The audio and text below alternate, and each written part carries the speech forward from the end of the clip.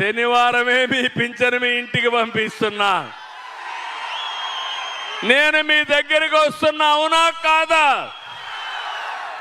ఇది పేదల సేవలో భాగస్వామ్యం, అవునా కాదా?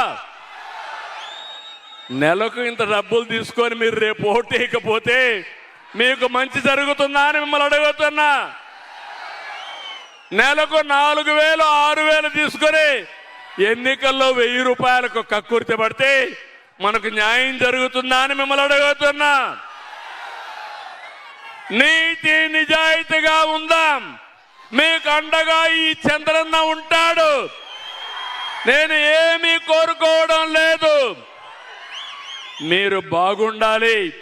మీ పిల్లల భవిష్యత్తు బంగారు భవిష్యత్తు కావాలి. ఎక్కడ పేదవాడుంటే వాళ్ళ దగ్గర నేను ఉంటానని మరొక్కసారి మీ అందరికీ హామీ ఇస్తున్నా. వెనుకబడిన ప్రాంతాలకు అండగా ఉంటా, పేదలకు అండగా ఉంటా, నిరుపేదలకు తోడుగా ఉంటా. రైతన్నకి వెన్ను దట్టి నిలబెట్టి రైతే రాజుగా చేస్తాను. మా ఆడబిడ్డలు, నేను ఏ పని చేసినా మిమ్మల్ని దృష్టిలో పెట్టుకొనే చేస్తా. ఏమమ్మా, తల్లికి వందనం. ఎంతమంది పిల్లలుంటే అంతమందికి 15,000 ఇస్తా అన్నారు. చెప్పానా లేదా? ఇచ్చానా లేదా? మాట నిలబెట్టుకున్నానా లేదా? గట్టిగా చప్పట్లు కూడా చెప్పండి మా ఆడబిడ్డలు.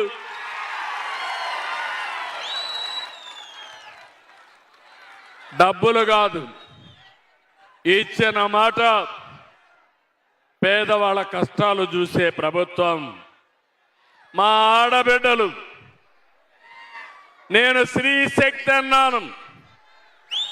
ఆర్టీసీ బస్సుల్లో ఉచిత ప్రయాణ సౌకర్యం. ఈరోజు తక్కువగా వచ్చారు మీరు. నేను అడుగుతున్నా, నాకు మీరిచ్చే కానుక నేను ఎక్కడికి వస్తే అక్కడ మా ఆడబిడ్డలు కనబడిస్తే నాకు కొండంత ధైర్యం ముందుకు పోవడానికి.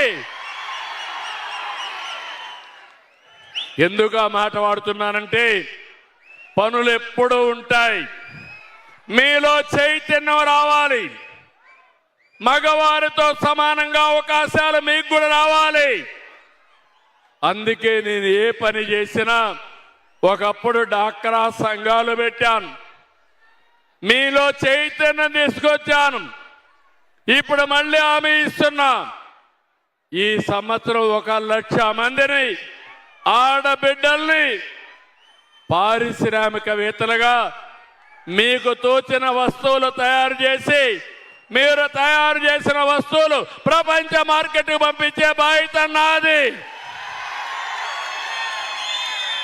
అదే సమయంలో ఎప్పుడో దీపం పెట్టాను, వంట గ్యాస్ ఇచ్చాను. ఇటీవల కష్టాల్లో ఉన్నారంటే 3 సిలిండర్లు మళ్ళా ఉచితంగా ఇచ్చాను, అవునా కాదా? ఆడబిడ్డల కష్టాలు తెలిసిన అన్నగా నా బాధ్యత నేను చేశాను. చెల్లెళ్ళుగా మీ బాధ్యత మీకుందా లేదా అని మా ఆడబిడ్డలు అడుగుతున్నా. ఏమమ్మా, ఉందా?